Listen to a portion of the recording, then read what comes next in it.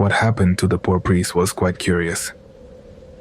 Even years after coming to our aid, we know he still deals with the consequences. As you've likely gathered from our experience, the brunt of what we endured did not directly affect the father. And in those days before returning to Guanajuato, he even had time to run some errands around town and wait for an acquaintance to pass through so they could travel back together. And so they did. But it was as if everything then came crashing down on him all at once. Several days later, all the exhaustion, stress, and fear that must have accumulated over time. When they turned onto the highway, night fell, and the priest dozed off. He said that in his dream, he could hear screams of women flying above the trees alongside the car, convulsing as if in agony.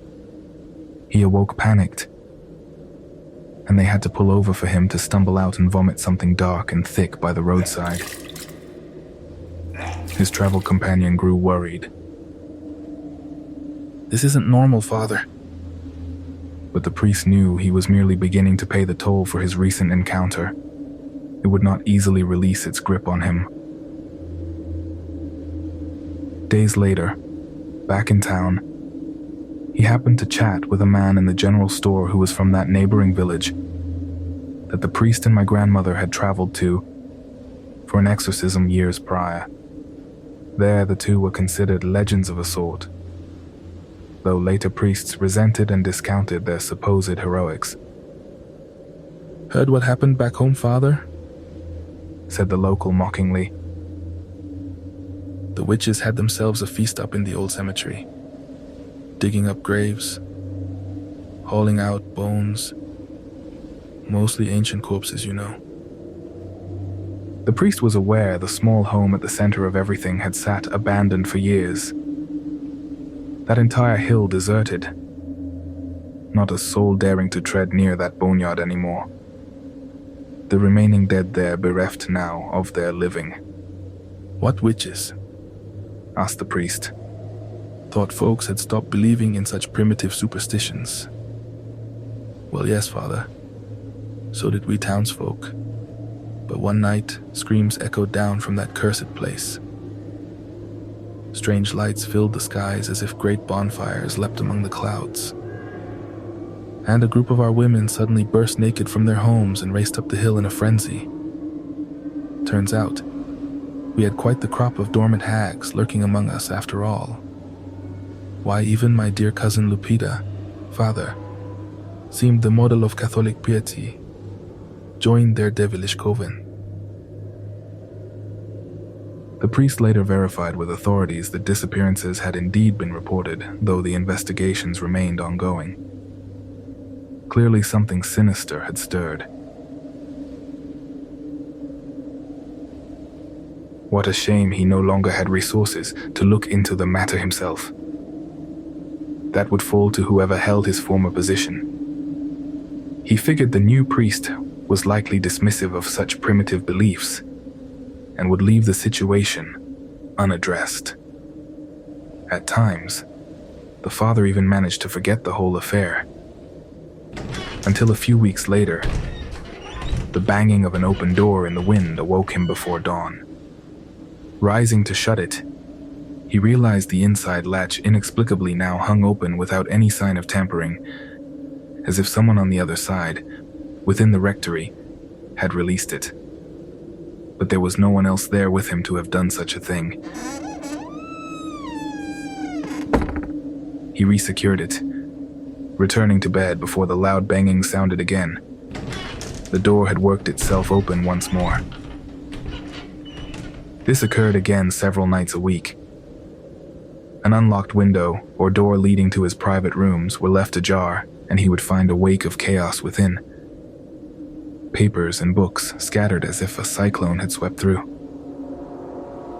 One such night, while investigating the persistent noises, he distinctly made out muffled voices drifting from the far end of the hall, from the church itself. Approaching the closed doors, they turned into a soft droning of Hail Marys. Throwing the doors open, he was met with an abrupt silence and darkness. He sparked a candle nearby, and what he saw left him unsettled to this day. Inside, gathered along the shadowy pews, sat at least 10 deeply shrouded women. They fell deathly quiet as he entered, yet all seeming to stare back at him from under their hoods. He considered commencing a prayer, but hearing them already engaged in what seemed a profane mockery of the act, he thought better of it.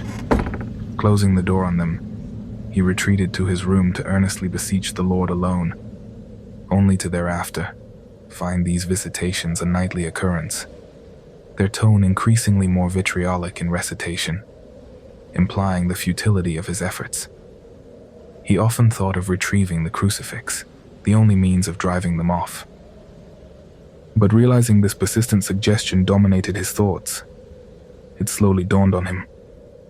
This had been their aim all along.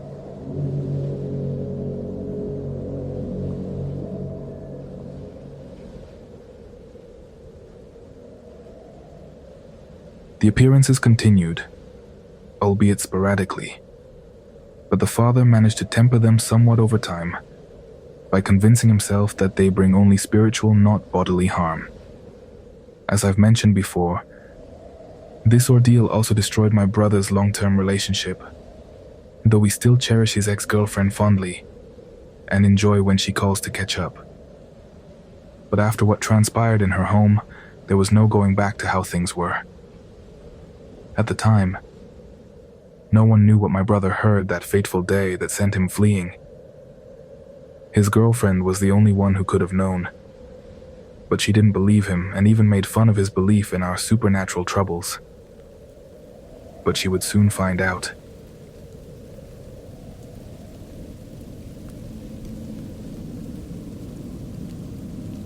It was almost dinner time at her house one night.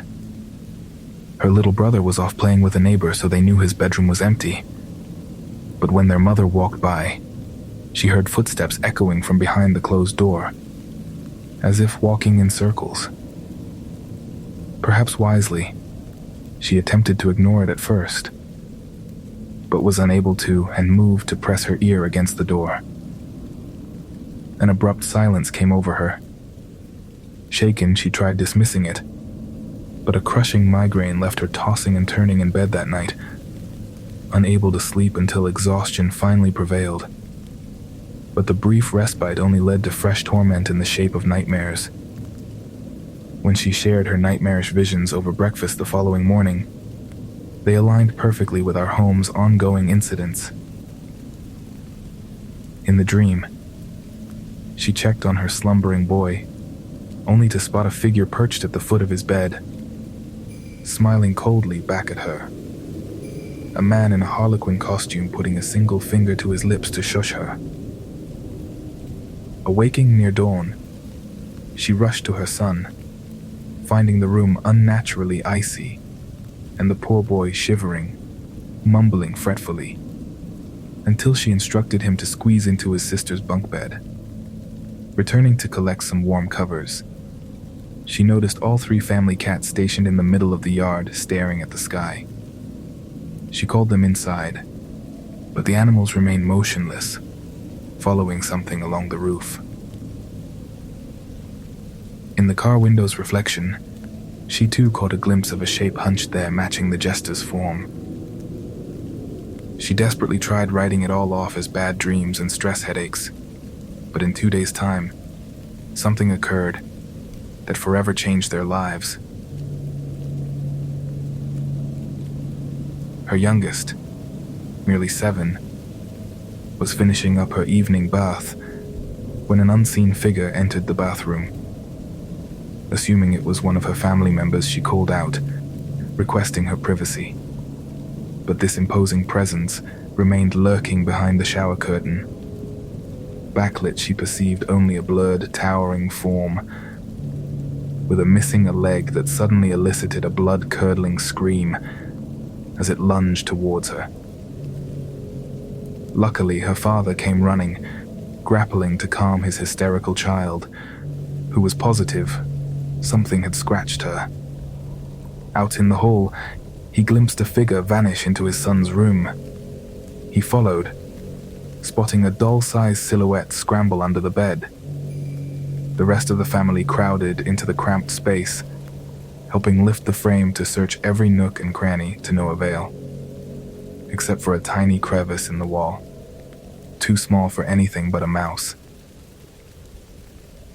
When my brother's girlfriend frantically recounted these events to my brother, his inquiries regarding the attacker's missing appendage made the girlfriend's mother snap. She snatched the phone away and demanded he never again contact her daughter or set foot on their property.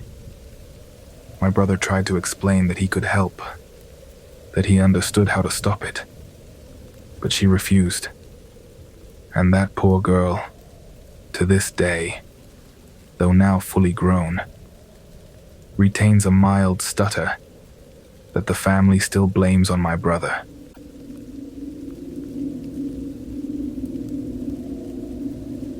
We know it wasn't their last encounter with the entity, likely taking refuge there after our attempted eviction.